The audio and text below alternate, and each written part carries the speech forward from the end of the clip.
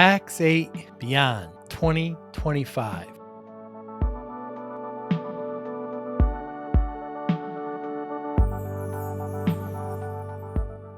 What an event.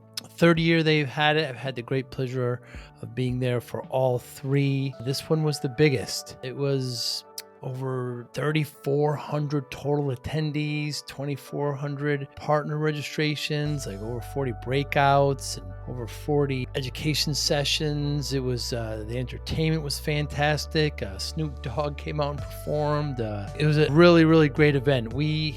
Podcast was there, of course. We had a whole podcasters row. I think there was 10 of us. It was fantastic. It was done very, very well. I was able to, me and my team, we conducted 24 interviews, had 24 great conversations there in Denver. Kathleen Lord, lessons from the saddle, grit, growth, and tech insight. Great conversation with Kathleen. Aaron Pederick, yes, coaching cybersecurity and real life comebacks. Fascinating story Aaron has. Shlomi, of course, I've known Shlomi Jan for a little while now. Really, really insightful. Really like talking to Shlomi. Kim Simmons, my goodness, what such energy, such life. I hope to be working more with her and her team. They were gracious enough to invite me to a dinner. It was they've got a great product, smarter.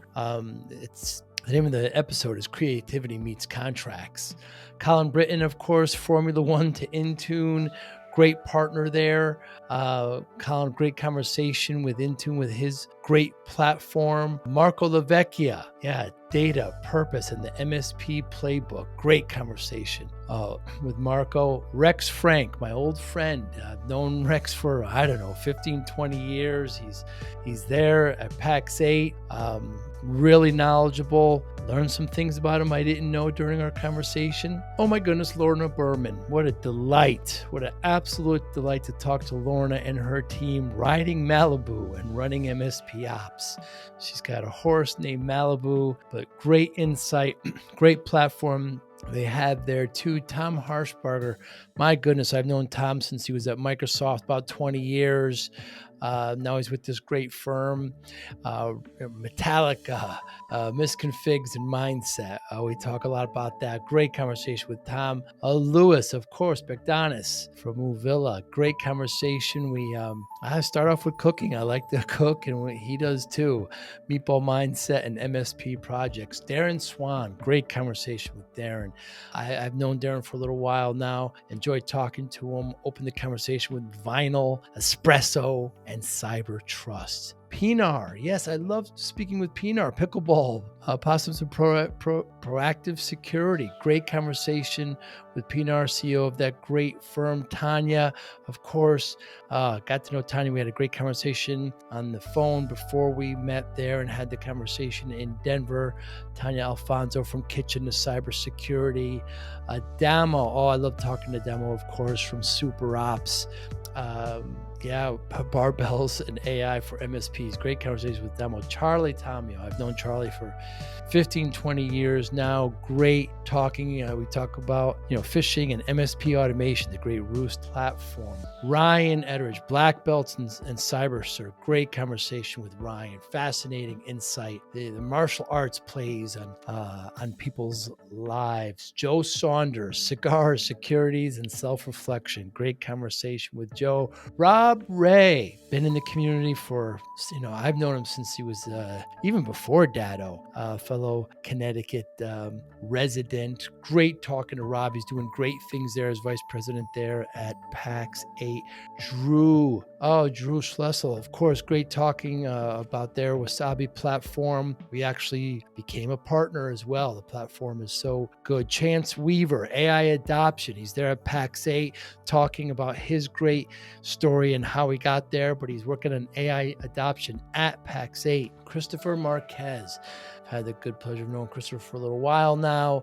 We talk about Chile, coaching and cyber threats. Really great insight from Christopher. Chris Day, been in the, my goodness, I've known him since, from IT Glue all the way where he is now at ScalePad. Been in the system for a long, been in the channel, the community for a long time. Gene Kim, surfboard, security, and staying operational. Enjoyed talking to Gene. I had the chance to meet him at Secure, ConnectWise Secure. And lastly, Ken Tripp, Microsoft Copilot and compliance. Great conversations there at Pax8 Beyond 2025. Incredible event. Can't wait to see what they come up with next. Hi, I'm Joey Pinz, and here's my 45-second introduction. After starting my business in the 90s, I started developing poor habits of eating in my diet because of working way too much. Before you know it, I found myself 340 pounds. The doctor told me if I don't lose the weight, I'm not going to see my daughter graduate. Took the next 7 months, lost 130 pounds. People think there's some secret. Ask me, how'd you lose that weight? Like there's some secret. There is no secret. How'd I lose the weight? Just one word: discipline. I've had other successes in life, and I attribute them all to discipline. Now, I'm not the king of discipline, but I believe that it can help all of us. Friends, colleagues convinced me to start a podcast. The podcast mission: how do we better ourselves and society? I talk to interesting people in health, fitness, sport, wellness, business, technology, science, art, and culture. And I eventually ask them how discipline plays a role in their life. Podcast vision: growth through learning from others. I don't know anything about equestrian. It's horses. Yeah, I know that. But you actually jump with them. Yeah. How do you train them to do that? They naturally, I mean, they'd rather go over it than through it. So it's their natural inclination, and then they do it on their own. You just try to stay out of their way. Interesting. Which is a lot easier said than done. When I see that little track, it's very unnatural, the kind of track that you're guiding them through that. Yeah. And so they see it, and they just jump. Yeah. The key is, it's like if you're walking to a curb and you have to step up, right? You don't at the last minute go right and go over it. You naturally adjust your length of your stride to go over it. Same thing. And it's the same thing with the horse. And so as humans, we want to over-involve ourselves. And so we're like, oh, better. And then we're like, wow. That's how it works. Yeah. In this fast-paced MSP landscape, how do you stay ahead? Introducing MSPinfluencer.com, your ultimate hub for MSP news, insights, and community connection, powered by Forza Dash. More than 75,000 MSPs subscribe to our MSP Influencer Pulse weekly newsletter, staying informed and ahead of industry trends. Tune in to emerging podcasts from Joey Pinz and leading MSP voices, offering essential tips, powerful insights, and success stories. Explore our multi-authored blogs, crafted specifically for MSP leaders, delivering fresh perspectives and actionable strategies. Celebrate excellence with the industry-leading Forza Dash MSP Influencer Awards, recognizing innovation, leadership, and impact in the MSP community.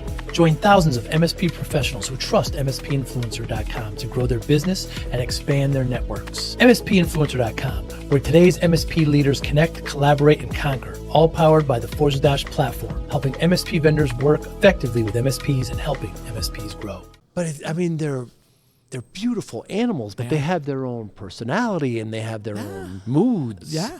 So that's the whole challenge of it. Like, you both have to have your A game on the same day. And it doesn't always happen. So it's a very humbling sport. Is it really? Yeah, it is. And it's not about, is it about the speed you finish the track or how you do it? It depends on what discipline you compete in. So there's different disciplines that's on style. And then there's those that are just on speed and the ability not to knock the jumps down. And then sort of some things in between. So, well, some of those horses, the way they kind of prance, like they lift up their feet, it's so beautiful. It is. Well, when you have 1,200 pounds of living animal underneath you, it's an adrenaline rush like nothing else. Do you remember the first time you rode? I do. How old were you? 6. 6. It was a little pony. Barely kick it to get it going. And much to my parents' and husband's dismay, I never stopped. That was it? Yeah. And you've been in love ever since? Yeah.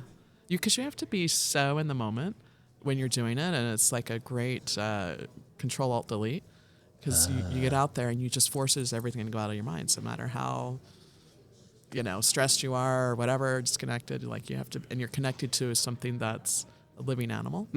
So it's just a very zen type of thing. And then couple that with the adrenaline rush, it's kind of addictive. And never stand behind a horse. If you're going to, stand as close as possible. Ah. Because then they don't get as much room to kick you with more power, because the further away you are, the more they get. But if you're right there and they know you're there, they'll rarely kick you. So they say with dogs, when a dog kind of comes up to you, you get closer to it so it won't do it. But why does the horse want to kick you? You scared it. You irritated it. It's been mistreated. I mean, they don't generally want to. It's like most wild animals. Unless you irritate them or piss them off, they're not going to. But that's the way they're attacked in the wild, from the behind like that? Generally, yeah. I see. So that's their primary defense. I never thought of that. Yeah. And generally, it's because they're startled, and horses see in a very different way than we do. Right. So they have different blind spots, and so if you sneak up on a blind spot and they're not paying attention, it's a natural reaction, right? Wow. I mean, but people fall off those things and they really get hurt, Kathy. Yeah. It hurts. It's high up. You've fallen. You've fallen. I've fallen. You broken limbs? No, Good. luckily not. Well, I shouldn't say. I broke my pinky. Does that count? That's almost embarrassing. Sure. It's a bone. You kind of brace yourself as you're falling?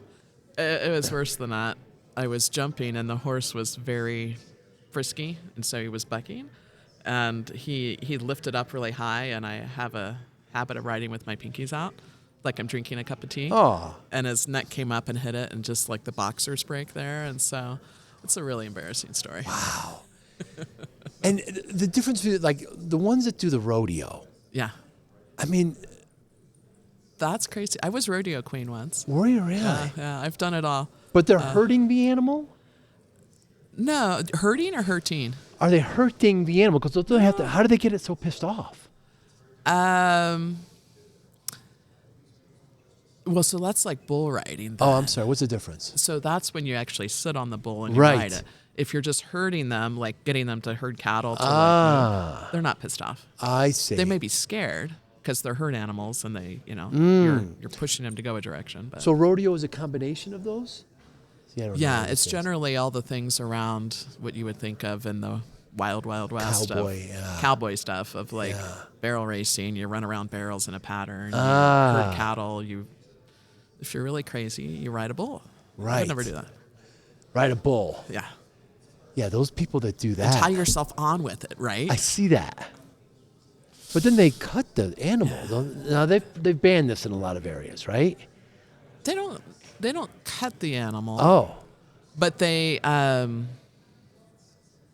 bulls are just cranky. Are they really? Yeah.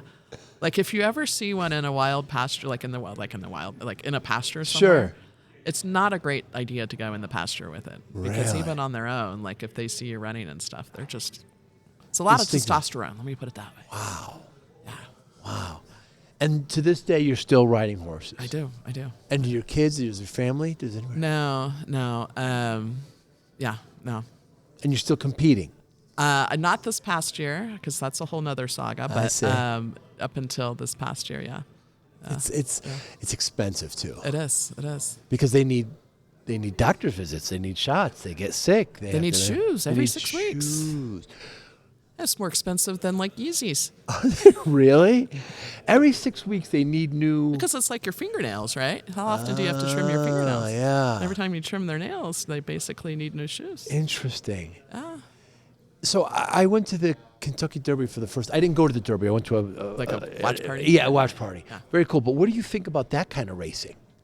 So it was probably, funny enough, it was at a channel resale program event, but I went to one in Kentucky, and it was probably, I don't know, 8 years ago, something like that. And it's amazing from the viewing stands, but the underbelly is quite dark. Is it? Yeah. I mean, it's like a lot of sports, whether it's human or animal. It's like they push you to compete before you're ready. You're too young. They get burnt out. There are a lot of injuries. There's a lot of maybe not ideal ways of driving performance. So Interesting. Some little pharmaceutical assistance, Now, do they check for that? They do. But, like there's people, ways. hope they don't get caught, just like in every other sport, right? Wow.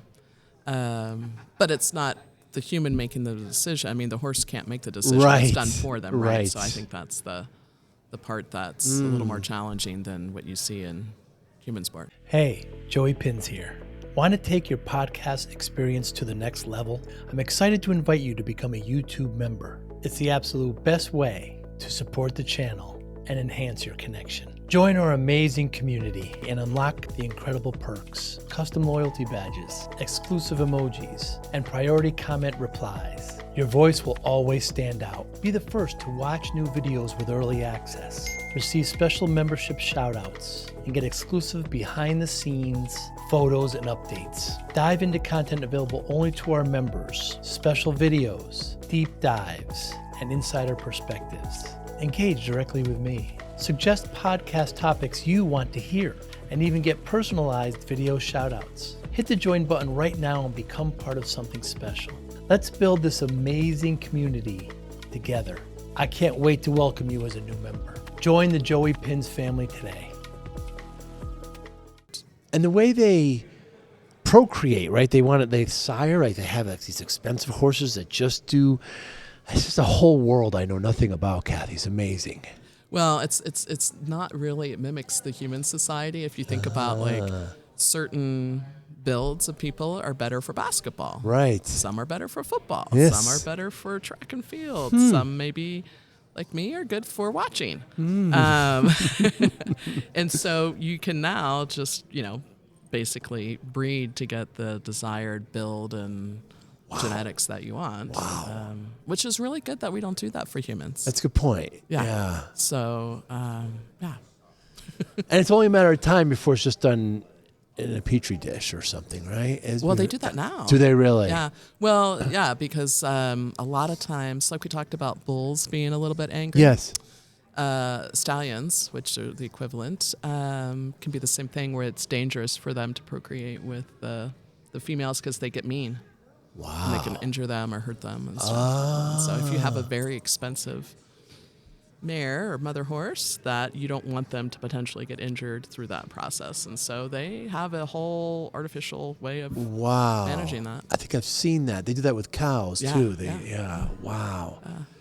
It's amazing where science takes Well, us. yeah, where science takes us. Yeah, and it's a whole world that I know. I like it.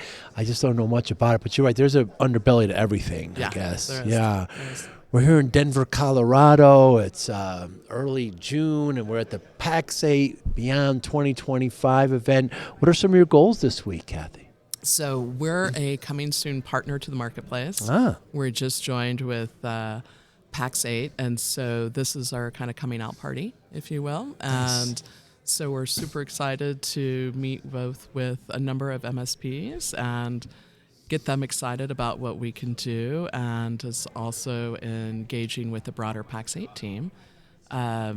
So we haven't had a chance to do that yet. Partnership is so new, so we're excited to make a lot of connections. And we are opening up a whole new category for Pax8 in the marketplace. And so that's why last night's event, like, it couldn't have felt like a stronger welcome really cool. from everybody there, right? And everybody's got the challenge of how do you drive adoption and usage of whatever it is you're selling your customer. Interesting. And, we solve that problem for them. So how do you help MSPs?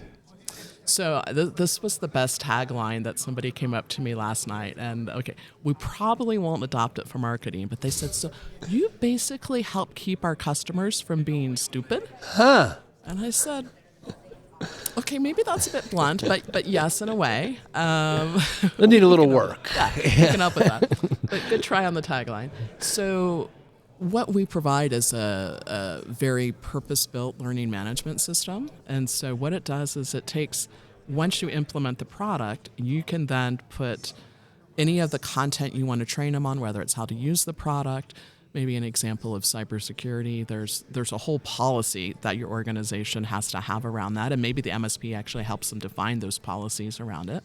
So you can either, if you have a course already created, load that into our system, or you can use our AI, because we're built native in Microsoft Teams, SharePoint, and Outlook, and so you can use Copilot. Wow. And you can upload a PowerPoint or a PDF, and it'll auto-create the course for you with a quiz. do all the tracking. And so then you can, instead of having to have somebody go out on site or on a Zoom call and do the training, you can automatically create it, send it to your customers. They go through the training, you can track it, you've got all your compliance reporting. Wow. And then you can really start to drive adoption. And not only do you get to use that for one product, but when you go to sell the next product. And it's a great way for them to stay engaged with their customers because they can go back in and help them do training and compliance or drive usage around everything else within their ecosystem that partner's working with. And so we got a lot of excitement from MSPs around that angle because they're always looking for ways to stay engaged and in front of their customers. And this provides a great opportunity post install or configuration of whatever product it is that they sold them. And so it's a combination of kind of training and also farming. So if they already have the client, this is something new that you might offer or something they need to do, they can just kind of go through it. It's very interesting. How'd you come to this? What's the genesis of Zensai? Oh, so the genesis of Zensai is, and always have been native on Microsoft. And so there's two things that really separate us. One is that we're native to Microsoft. So being able to just open up Teams, and whether I'm sitting here talking to you, I could be doing a training session, right? And so we're right in the flow of work. You're not having to go out to a website. You're not having to go out to SharePoint or to I mean, you could use SharePoint or Outlook, but we live in Teams today, right? And so I do. Having it right there, it drives the adoption and usage of it, right? So that's the first thing. But we had a firm belief in helping employees bring the best version of themselves every day. And it started with this concept of a learning management system and making that in the flow of work. It's now actually extended into, you think about, well, how do you make sure they stay engaged? How do you make sure they're driving good performance? And maybe if the performance isn't good, maybe they need more training. And now it starts to extend beyond just how do I use these core products that you have for me to how do I be a great employee for your organization? And that, coming together of all those pieces in a way in which employees can engage with it, be excited about using it. I don't know about you, but I've used a lot of learning management systems pushed out by HR where you're like, eyes roll back in your head and you dread it. And we all have to take those trainings every year, right? Whether it's security or HR or management or whatever it is. It's interesting. So it's LMS with a twist. It's very interesting. So I've been an MSP. I'm a former MSP. And generally what keeps them up at night has been pretty consistent, Kathy, last 4 or 5 years. They're worried about their clients getting attacked, security, human capital. How are they going to get new technicians? If their big technicians leave, how are they going to get there? And then third is just growth. They're generally tech-led. They're not good at growth. They're not good. Yeah. So those three, how does Zensai help? Seems like it helps in all of them. It does. And that's where I'm so excited about the partnership. And I think the reception from MSPs has been so exciting. So the first one is, if you think about security, for example, what's the weakest point in any organization? It's always the human. It's the human, right? So what can we do to help mitigate risk with the human element, right? And so that's the core piece and value prop that we address there, right? And then you think about, okay, now you're gonna have to remind me, Joey, because it's early still. What was number 2 and 3? Human capital. Human capital, yeah. 3 is growth. Okay, so human capital is the other piece, and this is where I think it's interesting because the MSPs could actually use our product offering internally in their organization as well, right? Because if you think about it, the same challenge that the MSP has of how do I retain my employees? How do I hire a great technician? How do I make sure they have the right skill set? It's the same challenges that every single one of our customers has, and frankly, all businesses have today, right? Employee engagement's at an all-time low. People are dissatisfied with their jobs, and we're at this pivot point where there's this massive upskilling that has to happen in the workforce. And you think about, like, I struggle with this every day. How am I going to use AI? What do I do? How do I do that? And so all that can be solved by having this ability to not only train and engage your employees, but help manage that performance over time, provide that feedback. And it's just an ongoing process of managing your employees' journey so that they feel fulfilled, they have the skill set you need, they're performing at the level you want, and you're not having to go out and hire people as much, right? And then to your last point around growth, and this is a new ecosystem for me, but I've dealt with a lot of MSP and reseller ecosystems in prior lives, and as much as they would love to say they're great at sales and marketing, they really aren't, right? And so one of the things I've found most effective is if you give them ways to stay engaged with their current customers and to add more value and to find ways to continue to grow that relationship in a very natural, non-sales and marketing way, which is what our product does, right? So it allows them to go in and help their customers extract more value out of the investments they've already made. And so that becomes a huge way for them to grow. Because frankly, it's a lot easier to sell more to a current customer than it is to go acquire a new customer. We all believe that, right? I think that's been proven. And so this is a great way of them basically opening up those conversations and starting to provide, a little bit more value rather than just providing them with technology. And the great thing is, like, the MSPs could actually create some of that own content. So we have a fabulous ecosystem of MSPs here with a lot of knowledge, a lot of IP within their organization where they could very easily create their own content that becomes their differentiator of why they're the best partner for that customer. And so all of those aspects can help them grow in a very different way than just traditional marketing campaigns and trying to acquire new customers. And those things. Plus, I think it would assist also in the challenge of remote workers. Yes. We see that more and more. Well, it's absolutely true. And so, I mean, rarely can you go in, even for a small company, and you have everybody in the same room and you sit there and you do a live training, right? And frankly, whether you're in the live training sitting in the same room or you're on a Zoom call, unless it's good engaging content, counting the tiles on the ceiling, So what's great about this offering is, one, it allows people to do it on their own time, right? So you're not trying to coordinate schedules, you're not worrying about that. And what was interesting is there was two aspects to this in talking to MSPs last night, is there's a number of them where they're like, yeah, I have this really great trainer and we'd go out and we'd do this, but they want to retire. They don't want to do this anymore. So now I have to go find somebody new. I have to get them all up to speed. And so there's that angle of it, right? And it goes back to the human capital question.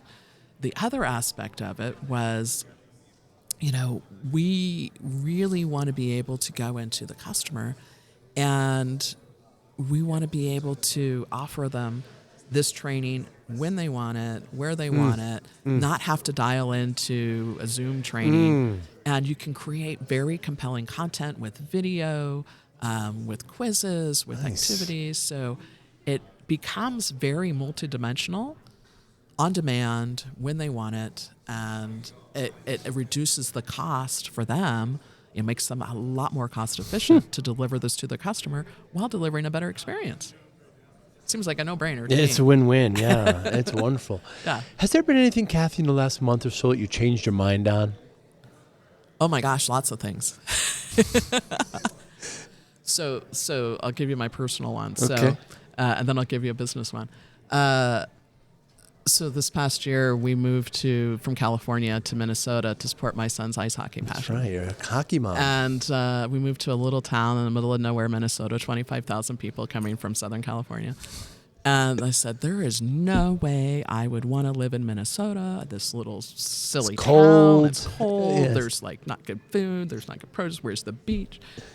And I just went back to California a week and a half ago for the summer, and myself and my family look at each other and we go, yeah, we're kind of going to miss Minnesota.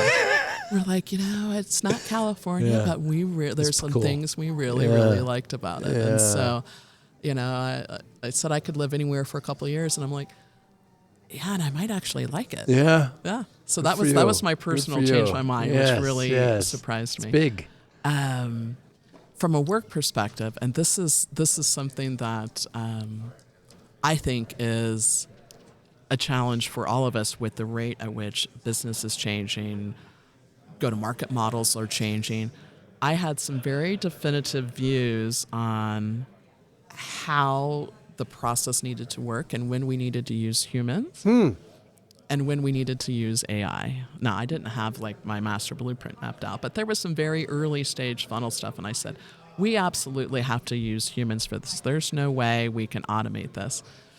And my CTO, who is also runs our internal IT and business ops, came to me after a Microsoft Build conference and said, okay, what about if we create an AI agent for you to respond to these inbound leads? And it can take different courses of action. It can route it to the channel. It can route it to the reps. We can do this. And it'll actually even spin up for the sales team. Here's the desired pitch based on their industry and the size of company they are and what their ecosystem looks like. And then all the salesperson has to do is actually pick up the phone and make that actual call and do that. And I was like, you can do that? He's like, yeah. And so it was something where I just didn't even contemplate that something like that was possible. And so I think it's for me, it's, just because you've done something a certain way, it doesn't mean there's not a different way of doing it. And I always have to challenge myself and say, okay, like, I think I have the answer, but wait a minute. Is there a different way of doing it? And so it's, I think, easy to fall in the trap of, well, this is the way we've always done. Even though you think you're taking a modern approach to it, it's like, well, not necessarily. And you never know where, like, I wouldn't have thought he was going to come up with a solution to my problem that in a way that was so business oriented. So that's refreshing. Exciting. Yeah. Want to show your love for discipline, inspiration, and the Joey Pinz podcast? Now's your chance. Introducing the brand new Joey Pinz merch store, where style meets discipline. Choose from premium apparel, cozy hoodies, stylish hats, durable bags, and your new favorite coffee mug, all featuring the iconic Joey Pinz logo. Perfect for podcast fans, discipline enthusiasts, or as unique gifts for friends and family.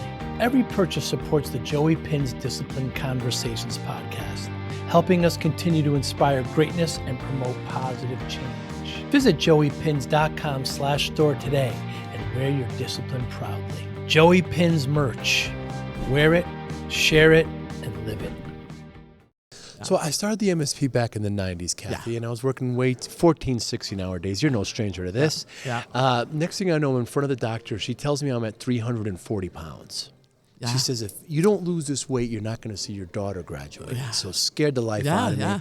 Scared you straight. 6-7 months, I lost 120 pounds. Wow. Kept it off. You can't look at it as a finishing line. Yeah, it's an ongoing. It's lifelong changes. Yeah. So when I tell the story, people always ask me, what's your secret, what you do? And there's no secret. Yeah. Discipline, right? Yeah. I got focus, motivation, routine. How does discipline play a role in your life, Kathy? Yeah. So it's multidimensional, and I think it starts with, do you have to have your priorities, right? Like, as much as I love Zensai and I love my colleagues and I love what we're doing, it's one part of my life, right? So if it becomes 14, 16 hours of my day, something's wrong. Right. And this is where AI comes in. It's beautiful, right? Because you can now start to automate a lot of things and become much more efficient. And then the same thing goes to sleep, right? And this is my big focus right now. And I have my little Apple Watch, right? And I'm tracking my sleep, and I'm going, okay, I have not been getting enough sleep, and part of it's time zone changes and all that. And so I'm very, very focused on trying to be disciplined about, my alarm goes off when I have to get ready for bed. My alarm goes off when I get, and making sure that whatever I'm doing does not sacrifice my sleep, because that's like the foundational element. And if you don't get good sleep, you're just a wreck for everything else. So even though you may put in 12 hours at work, it's a shitty 12 hours, right? It is. Not doing good. And then, it's so easy, I think, especially, and I have a 17-year-old son. It's so easy to become disconnected, right? And, we're all on our phone, or we're just texting, we're just doing whatever, but that human connection is so important, and having that time where you're just together without technology and connecting in a human way. And so that other 8 hours, you need to really make sure that you're there for those moments. Like, I may only get a half an hour a day with my son in the morning before he's off living his life. Right. But I need to make that half hour count. Yeah. I can't be checking my email and doing other things, or, dinner with my husband, so it's really a matter of having priorities and not letting yourself get distracted, when you're spending, your personal time or your family time, etc. And easier said than done. It sounds great, right? Yeah, but it's hard every day. Yeah. Yeah, you connect prioritization with discipline, which is very, very true. What's important to you is what you'll get done. Yeah. Well, Kathy, I thank you so much for your time. It was great talking with you. Anybody watching or listening, how can they get in touch with you? Yeah. So best way is LinkedIn, and I'll give you the secret decoder ring because you've been calling me Kathy, but it's under Kathleen Lord. Yes, it's so Kathleen Lord. Kathleen Lord with K. At Zensai, you will see me there. So would love to connect with everybody and keep the conversations going. Thank you so much, Kathy. My pleasure. Great Thanks, pleasure. Joey. Yeah, have a good one. Thank you for listening and or viewing Joey Pinz Discipline Conversations. Please share this episode with one or two of your friends who you think may benefit from the episode. Our website, www.joeypinz.com. There you'll find lots of resources and you could join our mailing list. Please follow us on all our social media, Instagram, Twitter, and Facebook. Podcast information, the video version of our podcast is on YouTube. Please subscribe. Audio is on all major podcasting platforms. Please follow them. And if you like it, please consider giving 5-star rating. Would really appreciate that. Thank you again for listening or watching Joey Pinz Discipline Conversations.